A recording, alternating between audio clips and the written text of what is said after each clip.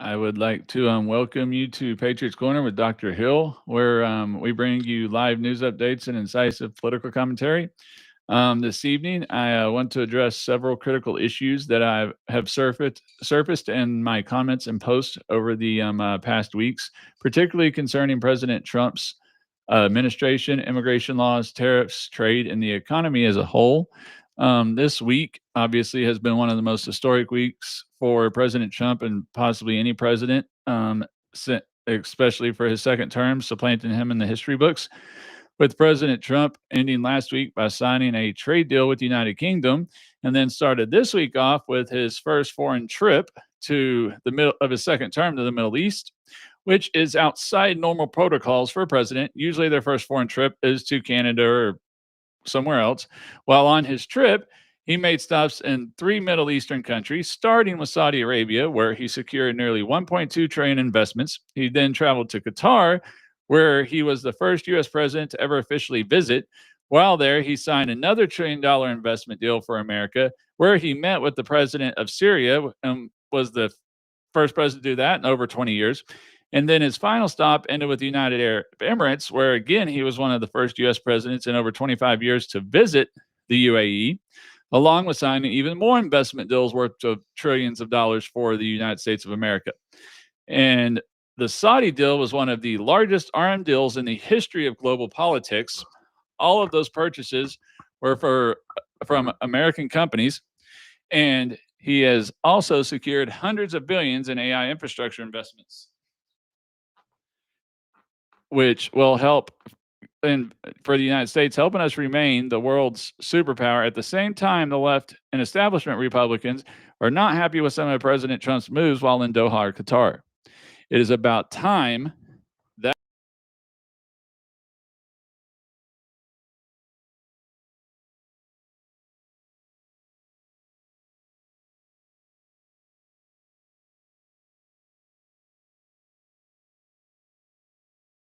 if we can't show trust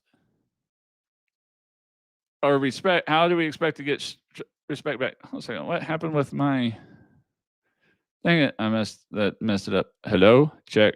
Can you hear is my microphone working? It says okay, there's the microphone. Now it's coming in. All right, let's get back to where I was at again. And then take a little break here. Sorry if I'm had to stall there for a second. This is only my second time doing this here on YouTube and Rumble through Restream Studio. So I'm still figuring everything out here. And then also, this is only my very first time using my teleprompter system that's on my computer. It's still not up on my camera yet. I still got to buy the whole system for it. So I am actually looking at the camera the whole time and not looking down a little bit, but it's still better than it was when I was reading little letters on my other stuff. But anyways, as I was talking about, it's one of the largest arms deals has ever signed in the history of global politics. And a lot of people are like, "Oh, that's an arms deal." Well, it doesn't matter. That's planes, jets, firearms, weapons, missiles. Those are all coming from American companies through Northrop Grumman, Lockheed Martin, all of that. So it's still American investments for American jobs. Now, as far as the doing everything with the president of Syria is, if we don't give them a chance to show that they're going to do better, that he can do better, then we'll never see it. But the country was so broke, there's no way without lifting the sanctions that the guy could have a chance to be proven.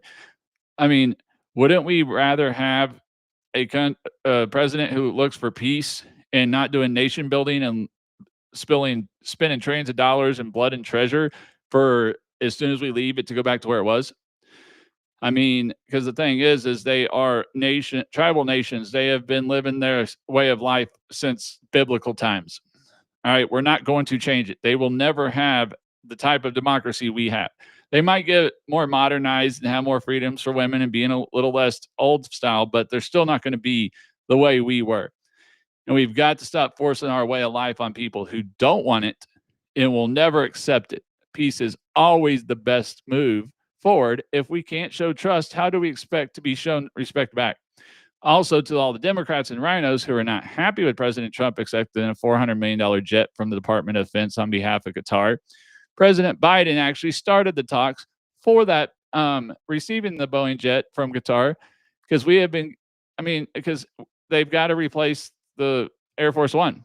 We have given them billions of dollars, but we're not supposed to accept a gift. I mean, President Trump doesn't look at it as, oh, now we owe them something. He looks at it as they're repaying us for all the protection and everything that we've given them, that they actually owe it to us.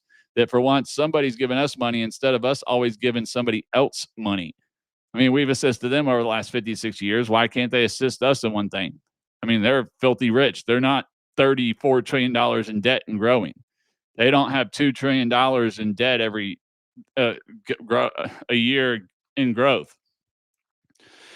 So while President Trump did have a very successful first 100 days, I would argue that the last week has been more historic than the first 100. I mean, his team negotiated the last American hostages released from Hamas, got Zelensky to sit down to face-to-face to meet with Putin, even though Putin didn't show up, has an extended an olive branch out to Iran with a timeline, signed a trade deal with the UK, got China to the negotiating table, and negotiated a peace deal between two of the world's nuclear superpowers, Pakistan and India, which was getting close to going into an all-out nuclear war. And then you had, while he did get a Supreme Court win with them removing the nationwide injunction on the Alien Enemies Act Friday, they did rule that he had to stop using it. So that was a short-lived win. But then also last Friday, the federal grand jury indicted the Wisconsin judge who had hit a legal immigrant from ICE and snuck him out the back door through a judge's chamber. So he had that win. And then now Trump's DOJ has shown that the activist judges, that they will not stand for blatant disregard for the law, no matter who you are. And hopefully this is a sign of what will happen to the New Jersey mayor and three of the Democrat Congress members who stormed the ICE detention center in New Jersey and attacked ICE officers last Friday. Now, luckily, one of those members did actually get charged by the DOJ. She is McCleaver, Democratic Representative McCleaver, something like that. They are bringing charges against her, so at least get one of those charges taken care of for one of the Democratic representatives that did that. And while, yes, Congress members do have the right to visit federal or privately owned federal facilities, they do not have, they have to go through a proper channels. They have to schedule a tour. They have to go through and request for it. They can't just go do a protest and then storm through an open gate and assault officers. That's not allowed. That's not something they have the right to do. So no, they went beyond their constitutional requirement. Another argument was, they can't be charged because it's the speech and debate clause in the Constitution. No, the speech and debate clause ended when they walked past that gate, storming it, and started attacking the officers. They could have argued speech and debate if they were protesting, yes. If they were giving a speech to protesters or talking to the media out in front of the facility, yes, that's within the Constitution. They can't be arrested for that.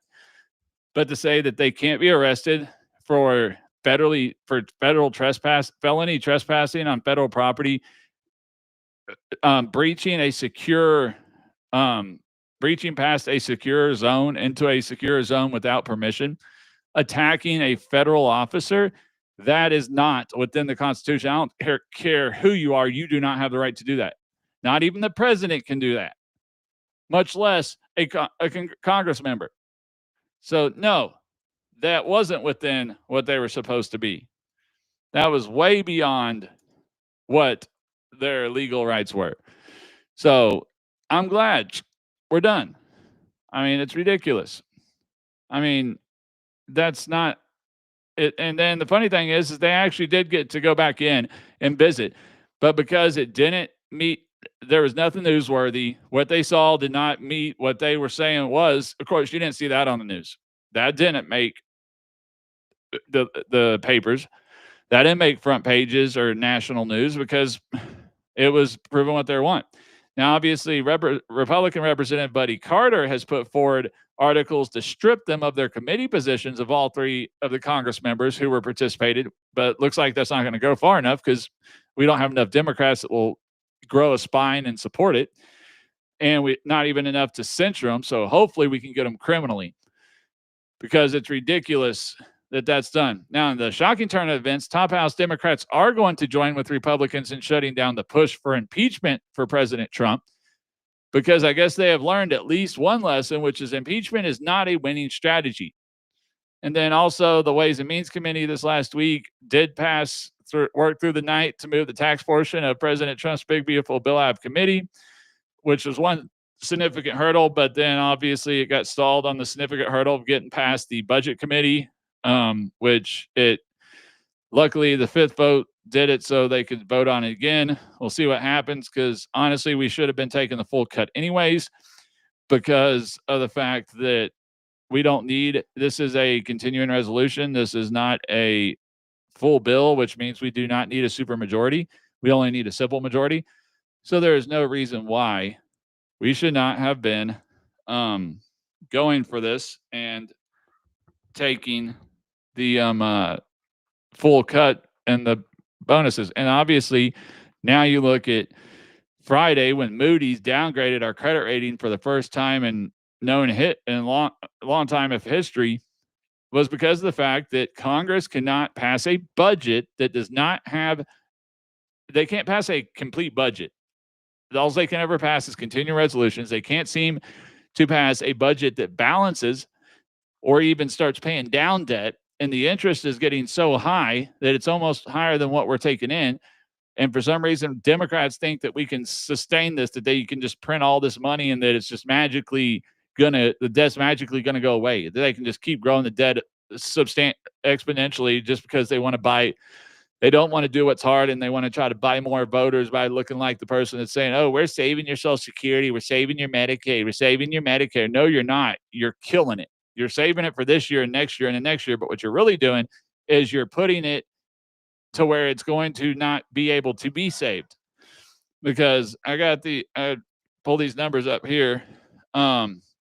Oh, is it okay? Yeah. So unfunded Medicare promises currently sit at negative 67.1 trillion. Assets are 5.7 trillion. Unfunded Social Security promises are negative 51.6 trillion. Publicly held debt is negative 28.3 trillion. Pensions and retiree health care liabilities is 15 trillion. Other liabilities is 2.2 trillion. Total bills is 164.3 trillion. So assets minus bills is 158.6 trillion. That's an estimated deterioration to date of negative 1 trillion. So the truth is we actually have a $159 trillion debt, not 34, 159, because they are not counting all these extra, they're not counting all these unfunded promises that are in the future. They're just counting what's going on right now. But in reality, we are negative. Our debt is 158.6 trillion. It's getting close to $200 trillion. We cannot keep going like this. Democrats, you have got to quit worrying about power. You have got to admit the truth to yourself and to your constituents that Keynesian economics does not work. The government cannot just keep printing money. That's what caused this inflation. That's what's got us sitting on an asset bubble.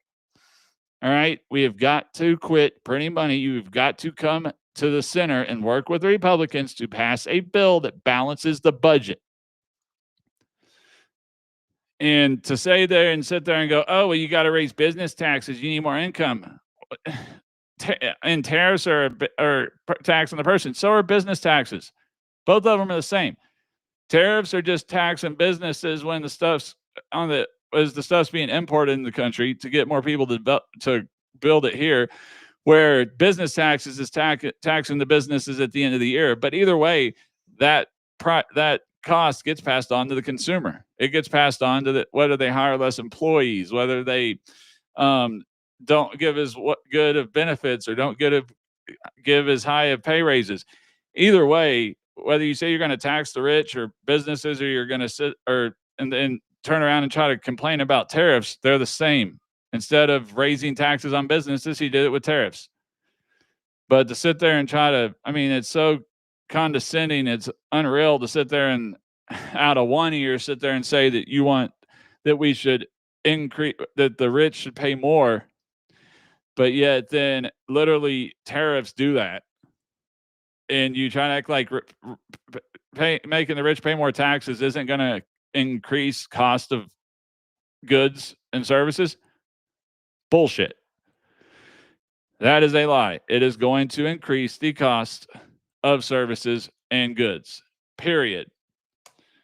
So, I mean, another thing is with President Trump's trip to the Middle East, what he's doing is he's stopping China from getting a foothold in the area. They've already got a foothold in what used to be U.S. or the British Virgin Islands. They've already got a foothold in Africa. We don't need them to have a foothold in the Middle East to control more natural resources. So that partnership would have gone to China if we hadn't done it. So President Trump made that move better than anybody could have thought of, because that's what he was looking at, was to keep China out of there. And they pretty much said they're either going to do a deal with us or China, one of the two. Well, we got the deal. So now I was wanting to, that's kind of in the first segment. Don't see any comments. Honestly, I don't even know if I have anybody in here. I'm not really seeing, it's not showing me a count of if I even have anybody showing up in here. But what I wanted to do was go ahead and cover the deportation of illegal immigrants and these federal activist judges. And okay, now if President Trump were to deport illegal immigrants solely under Article 8, allowing each individual the opportunity to contest their deportation orders before an immigration judge, the process could extend to 20 to 30 years with all the, while there's, I mean, it's because the amount of illegal immigrants that are here that we only know of. The one strategy President Trump has attempted to do, which now has been shut down, was to employ the exportation and deportation of criminal illegal immigrants that did not require for expedited removal services by declaring the national emergency, designating our southern border and the Mexican drug cartels and transnational gangs such as Tren de Aragua and MS-13 as terrorist organizations to be able to invoke the Alien Enemies Act of 1798, which now that's been shut down by the Supreme Court. So we'll have to look at other things. But see, was a way to do it without having to go through lengthy court proceedings of people we know that are going to literally be removed from the United States one way or the other. And just kind of go back to what I was a minute ago, usually what I'd be doing is if I'd actually received a chat or seen somebody chat here, then I would have gone ahead and went ahead and answered some questions, answered any questions, stuff like that, and gone through comments and stuff or anything. But since I do not have anybody on here and I don't see anybody yet, I am going to go ahead and keep going, and hopefully I've at least get some views on here. I don't know. It seems, I don't know if it's, oh, there's my live. So at least my live is getting over to Rumble, but I have not seen, don't see any chatting. Nobody's watched it yet. No chats. I don't know why my video is not showing up on my YouTube studio. I don't see my live on there. I'll try to go to my lives on here, but I don't see any new videos on here or any lives that will let me, that it'll show on here. So I have no idea where that's going. I guess it'll download once it gets there. But as of right now, there's nobody on there. So I guess I'll just keep going since this will be recorded and put on my Rumble and YouTube. Now, as Secretary of State Marco Rubio stated, when the Founding Fathers drafted the Alien Enemies Act of 1798, they intended it to act as an antibody against foreign armies, criminal networks, and individuals who sought to do America harm, while Democrats and leftist organizations would rather fight the Trump administration by protecting violent criminal gang members, even though they know that evidence exists that Tren de Aragua has ties to the Venezuelan government, and their whole purpose is to disrupt America's security and destabilize our government. However, Democrats today care more about sowing division and maintaining power than they care about doing what is best for America, which is kind of the point I've been getting to this whole episode.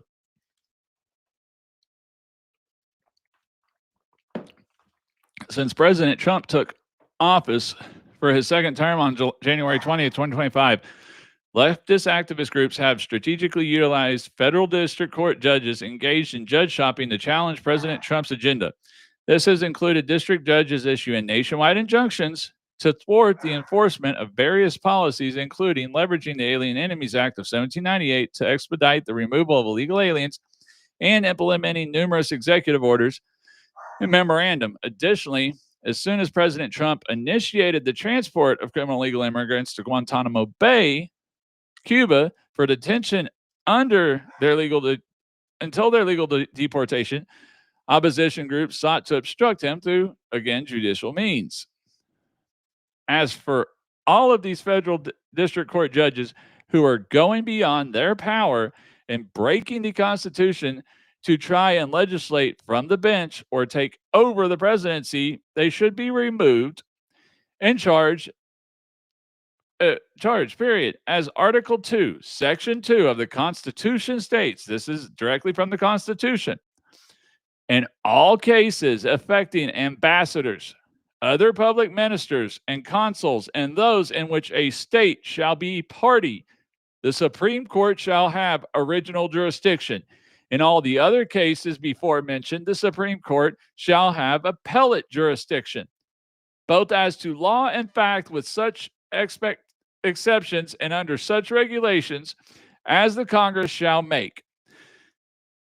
The President of the United States or his administration is the state or a state. They are the United States, which means it is not within a federal court's, district court's purview to hear that case or issue a nationwide injunction. It is the Supreme Court who has original jurisdiction. The Supreme Court would have to hear the case and decide to send it down to a federal court. But it can't start at the federal court. So to all these leftists who think, oh, what they've heard the last couple days over the in the Supreme Court hearing is going to be in their favor. No, because it is the Constitution that literally states that they do not have the constitutional right to hear these cases. Back then, if you look at when this was written, because it's one in the first 10 amendments, consuls and ambassadors are within the executive branch. There again. So any case where an executive branch head or a state is the pretty much be in charge of something, Supreme Court has original jurisdiction. So I don't see how this could come out any other way. Because now everybody's saying, oh, it's on birthright citizenship. In reality, no, it's not. This case is not deciding whether birthright citizenship executive order is constitutional or unconstitutional. It's deciding whether the federal district courts have the right to issue nationwide injunctions while it goes through the actual process of going to a federal court, the appellate court, and then the Supreme Court. That's where this argument lies in. Now, if somehow the Supreme Court is going to somehow rule on it, that would be a different story. But I don't see that happening because this case is not, there was not a certiorari or amicus brief filed in specifics of that executive order. It's combined with a couple other executive orders that were also had issued nationwide injunctions on them, and that's where the arguments are going. So I don't foresee that happen. I notice I finally got some people in here on Rumble, so thank you. I appreciate that. It's nice to, even though for some reason I do not see it up on Restream, but I can see it on my phone and still haven't figured out how to figure out who's all on YouTube. I did a live earlier on TikTok, but I like coming over here because I can also talk about a lot more stuff than I can on. But so, yeah, I mean, and the funny thing is the Democratic governors, they're violating more than anything because they've done nothing but ramp up sanctuary city policies, including issue new directives that instruct state law enforcement to not participate in large-scale roundups or to work with or assist Border Patrol or Immigration and Customs Enforcement with finding and locating criminally immigrants held within, sometimes they're even jails or living in their communities.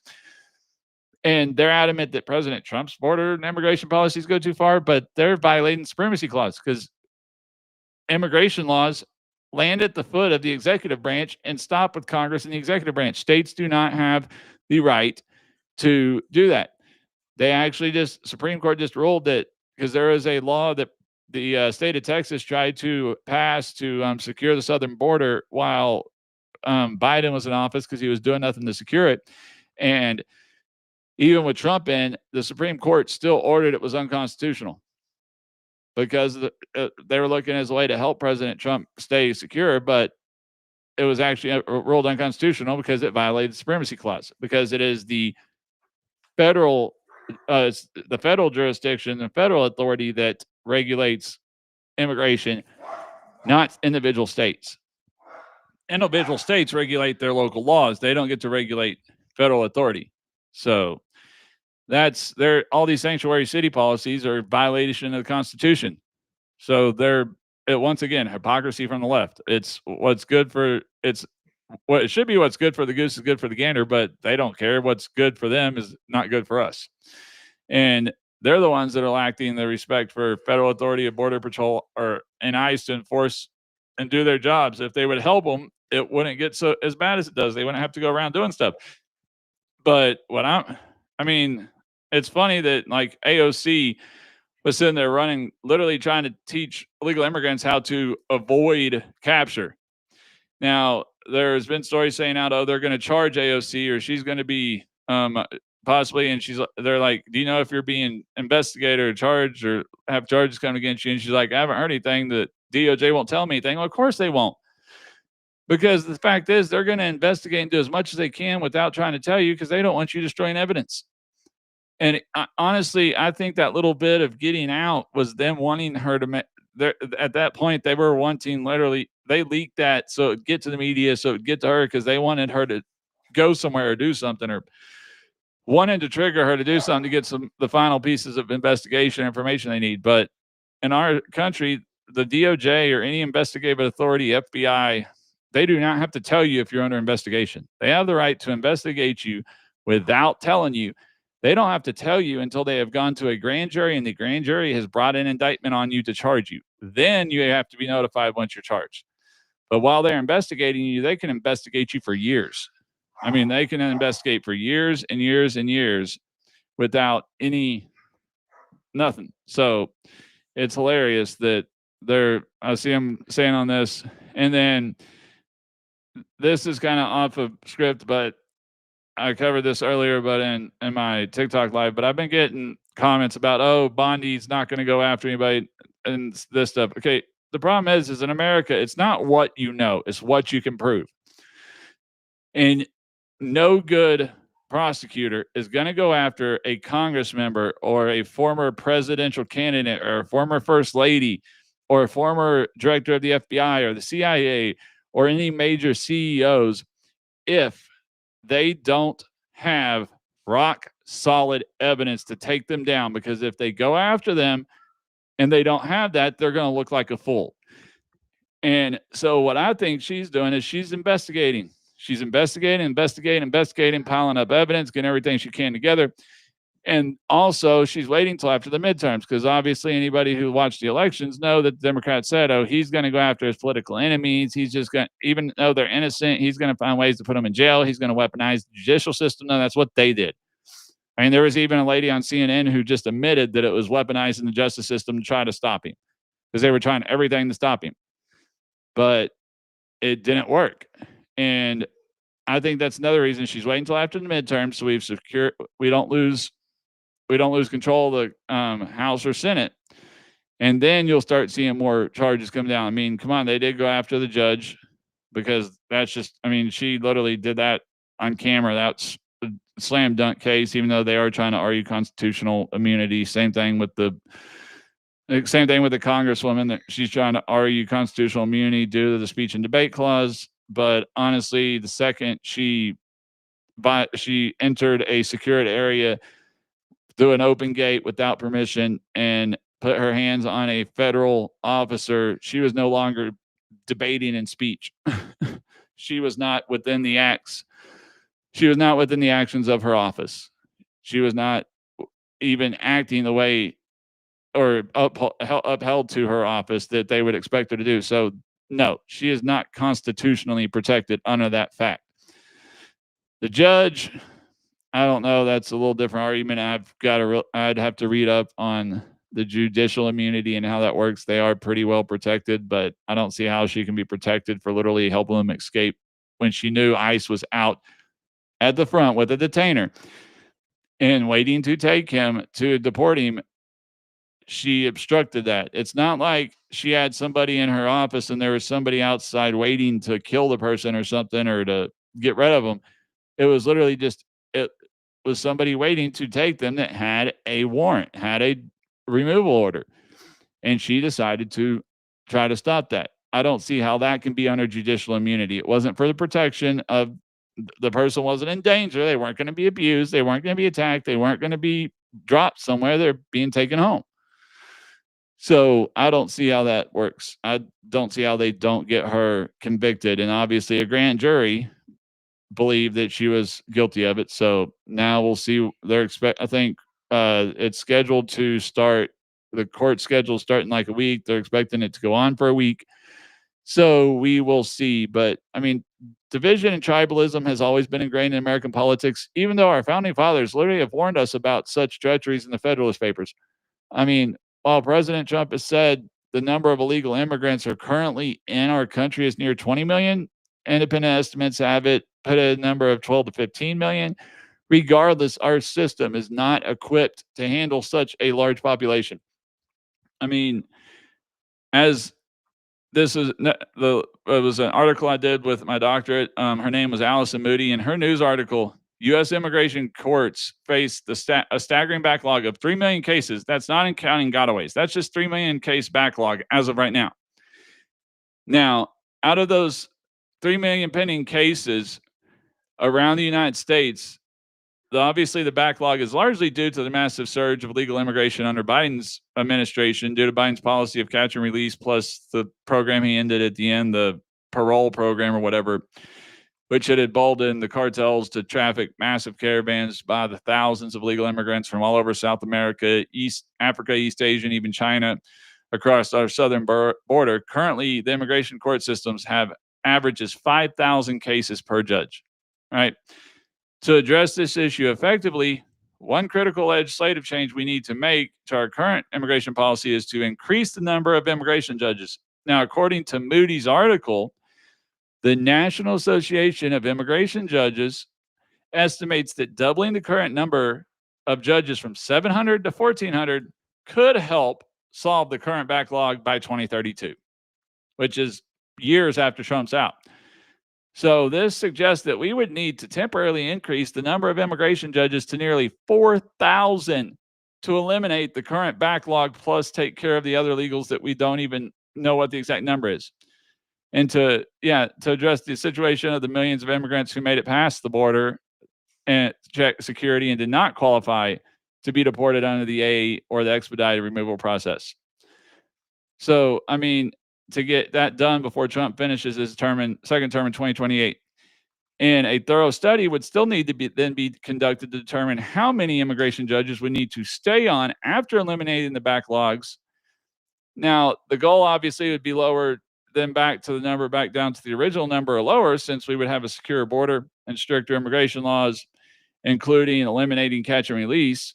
So we never end up with what we had with Biden. But also it would cost us, you're talking billions of dollars to increase those judges, to increase or hire 4,000 new judges, plus everything that comes with them. Courthouses are rooms for their meet in, all the law clerks. And I mean, and then once we do all that, we do need to get immigration reform. Like I said, we need to end it to where presidents no longer control the catch and release or the flow of the border. The only control that the legislation should give presidents on immigration is for refugees and asylums, or refugees that are allowed to come over and stuff like that. As far as at the border, it should all be they're turned around, sent back home. The borders constantly closed, and those people, if they do not have an asylum claim or a refugee claim, they're turned around. It should not be left up. The catch and release that should no longer happen. It should not be left up to the presidents because we see what happens when there's that catch and release. People are like, oh, once they release me, I'll just take that ankle monitor off and they'll never know where I'm at. They'll never find me. And so they're more emboldened to come into our country because they want to live the American dream. But I'm sorry, if you're going to do it the right way.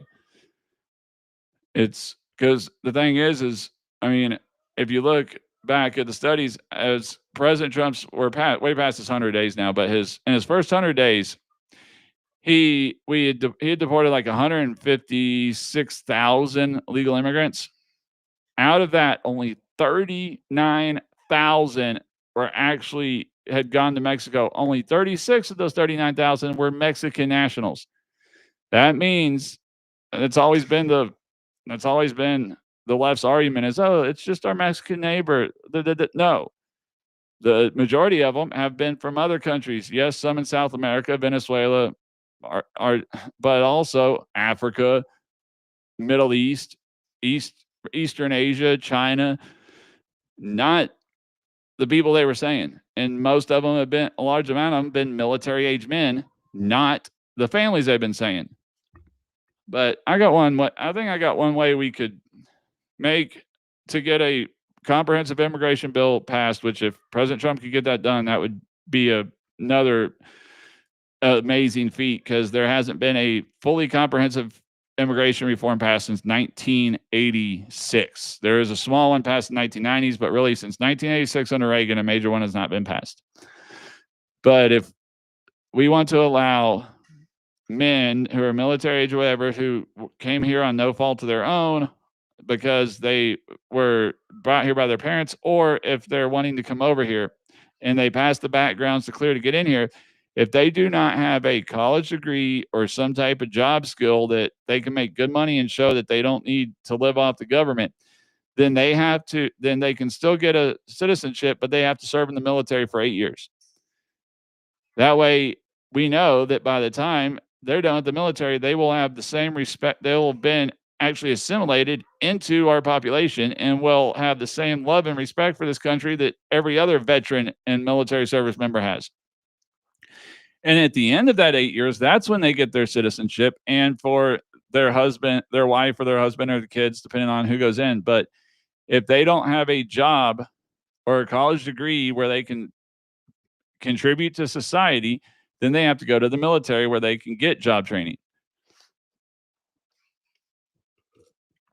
I think that could help. It gets some amnesty like the left wants, but it also puts stipulations to that amnesty like the Republicans would want. It's not just letting a bunch of illegal immigrants who are going to live off of welfare and social services and all that with no, and I mean, because we've been having, while the recruiting hasn't been as bad since President Trump got back in office and Pete Hegseth was named head of the Pentagon, but still we have recruiting issues with our military. I mean, China's military is over 1 million, 2 million strong. We're not even at 1 million. So it would give us a massive flow of military personnel. And considering a lot of our own kids are not wanting to enlist anymore, just they don't have that. They've been taught all this critical race theory and all this freaking DEI stuff, and they've been taught that they're white and that they're privileged and that they're bad and blah, blah, blah, blah, blah. And they have no respect for this country more. Okay, yes, slavery is bad, but you want to know what? Every major country since the biblical times was built on the back of slaves. Rome, Egypt, Europe, everybody, white people have been enslaved. Black people have been enslaved. Middle Eastern people have been enslaved. Everybody's been enslaved. If we keep living in the past, we will never get rid of racism. We will never get rid of this hatred. Honestly, I feel like there is more racism and more division today than there was when I was in high school. Because now everything is about the color of your skin. And then because we're saying, hey, it needs to be merit-based and not somebody because they're black or because they're Hispanic shouldn't get a better shot at the something because even though they're not, even though there's a white person better qualified that has better degrees that they should get over because of that. It's the point of if we keep on thinking in color and we don't just start judging people by the content of their character and not the color of the skin, we are never going to get rid of racism. If people keep on bringing up stuff that our great 5 generations ago did, 2, 3 generations ago did that we never even met, don't even know. Why are we responsible for what they did? Why do we supposedly have some special? I can tell you this: I didn't have no white privilege. My mom was a single mother, no college degree, 2 kids, living in a trailer house, trailer park, paycheck to paycheck, barely had money to do anything. My father was a deadbeat, wasn't around, and yet I still managed to break the. I mean, I struggled along the way, but I still managed to keep pushing and pushing, and finally managed to get back out. And now I've got ended up getting my bachelor's degree, major in finance and economics, went and got my master's degree, and now I'm finishing up my doctorate in law and policy. I was the first person ever in my family to get a master's degree, and I'll be the first person to ever get my doctoral degree. So I didn't have, there was no privilege. I had to do it, pay for everything myself. I had to bust my butt to get there. Nobody gave me anything. Honestly, I remember growing up, it was hard. Me and my mom never had food stamps or had half of the social services stuff because she didn't check the boxes. She wasn't the right color. It was suspected that it's so crazy. I remember one time I drove trucks before I managed to get back to school after I got out of the military. I was up somewhere in the Northeast, and this black guy comes up to me and he goes, "You're white. You inherited land. You got money." And I'm like, "I didn't inherit no land. My family wasn't given no land. My family didn't come over here in the 1600s. I mean, my family migrated in the 1800s. We weren't given no land. I didn't inherit nothing." I mean, it's just crazy that some of these so far leftists in critical race theory has literally trained people to think that because you're white, you've got land and you've got money and you've got all this stuff given to you. And while there might be a small percentage of the super elite to have that, the majority of average everyday do not. And critical race theory does nothing but divide us. I mean, honestly, I think it's more of a backwards way of being racist because it was the Democrats that were saying, "Hey, blacks should have their own graduation." I thought we made it past that. Why are we going back to, oh, now blacks should have their own graduations? Really?